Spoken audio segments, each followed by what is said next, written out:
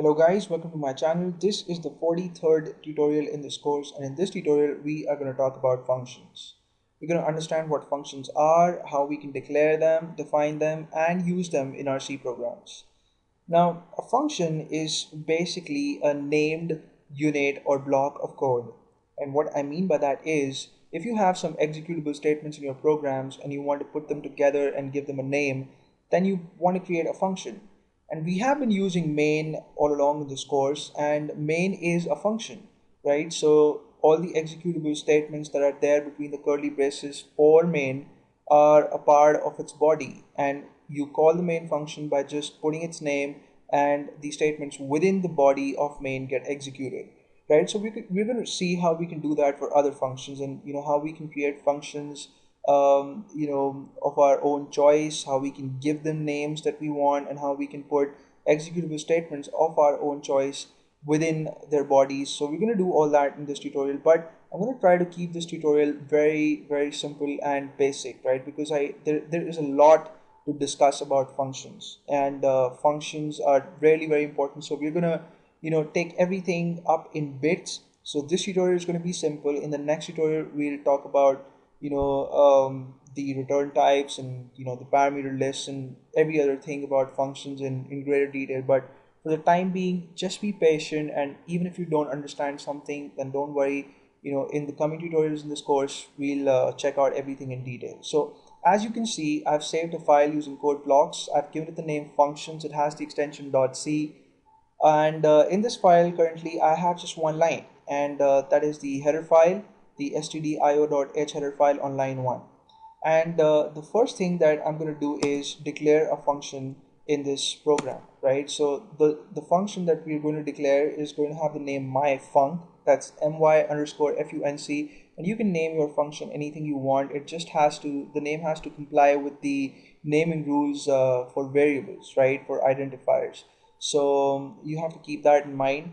But what you have to keep in mind, apart from the naming rules while declaring a function, are the return type of the function and the parameter list, right? So these are the three things that you have to keep in mind: the return type, the name of the function, and the parameter list. So the return type is the data type of the value that's returned by the function if it returns something. And if it doesn't return something, then you simply have to type in void, right? So we're going to understand how functions can return values later on, but for the time being we're just going to have a function that's not going to return anything. So that's why you have to put in the keyword void there. Then you have to type in the name for your function, and as I said, I'm going to call mine my_func, and then you have to follow the name with a set of parentheses, and within these parentheses you put in your arguments, right? So this contains a parameter list, or the data types of the arguments. But since this function is going to not do much, it's going to be very basic. We're not going to have a parameter list for this function, and I'm just going to leave the parentheses empty for the time being. And then at the end of this statement you have to put in a semicolon, right? So this makes the function declaration, and this is the syntax. You have to put in the return type first, the name of the function, set of parentheses which includes the parameter list, and then you have to put in a semicolon, right? On the next line I'm going to type in the keyword main, right? And we're going to have main's body here, and in the main function I'm going to have a printf statement that's going to print the message this is main on screen. Of course, since I'm going to print another line of text later on, I'll put a new line escape sequence at the end. I put a semicolon to terminate this statement, and outside the body of main I'm going to define the function myfunc, right? So by function definition you mean specifying the lines of code that have to be executed when the function is called or when the function is invoked, right? So again, you have to type in the return type, which is void for our function. You have to type in the name of the function, which is myfunc. You have to type in the set of parentheses, and you have to keep them as they were in the function declaration statement. And you don't have to put in a semicolon here. Instead, you have to type in the executable statements for the function within curly braces. So this function again is going to have just one printf statement, and it's going to display this is myfunc, right? I put in a full stop at the end and a semicolon to terminate this statement.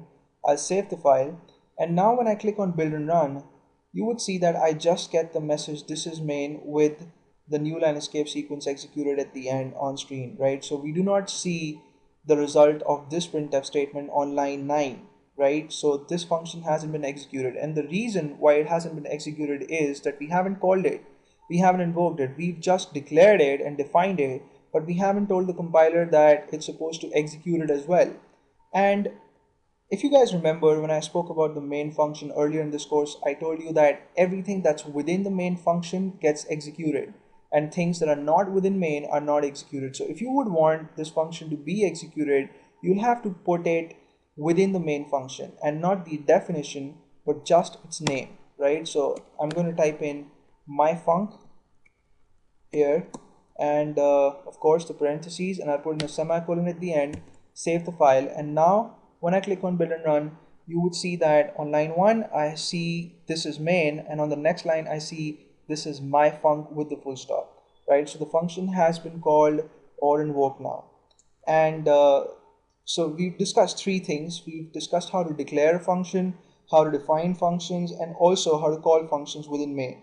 Right, so we've discussed three very important things about functions. In the next tutorial, we're going to talk about return types and parameter lists in greater detail. So I hope this tutorial was useful for you, and I'll see you guys in the next one. Thank you so much for watching this tutorial, and please subscribe to my channel in case you haven't already, and I'll see you soon.